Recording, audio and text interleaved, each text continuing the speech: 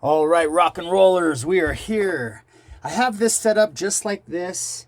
There's a lot of tension on that, but you know, when you're working with big silver, sometimes and big thick, sometimes it has a tendency, the ring wants to open up. So I'm going to show you guys a little tip that I've discovered pretty much on my own. I haven't really seen anybody else do this in this way.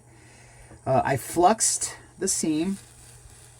The seam is not exactly super duper tight. It's kind of tight, but not real tight. So I'm cooking the flux off, and then I'm going to put my solder chips, and I'm using mediums, roughly 15 gauge in my measurement. So we want to make sure we get a solder run all the way through, and we're going to put the heat on the outside and pull the solder through the seam.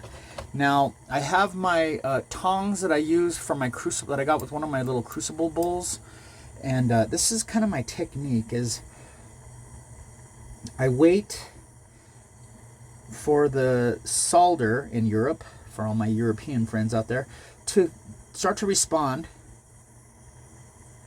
and I'm evenly, it's responding evenly. Now I'm going to give it a little squeeze, just a little squeeze.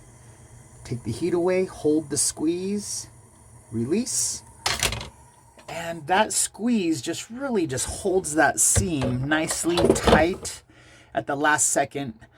You want that seam. That seam has a tendency to sometimes wants to open up on you because the heat makes everything kind of want to loosen up. And so we're going to look at that seam in there. We have a nice seam all the way through. A nice seam on the top. It's a little ridged, but it's very thick, so I'll probably smooth that out a little bit. But you can see right there, we got a nice seam. I really feel good about that. So we're going to go ahead and clean that up and then round this on the mandrel to get it right where we want it to be. But I wanted to show you that little pinch technique, especially when you use these, when you're doing a wide band.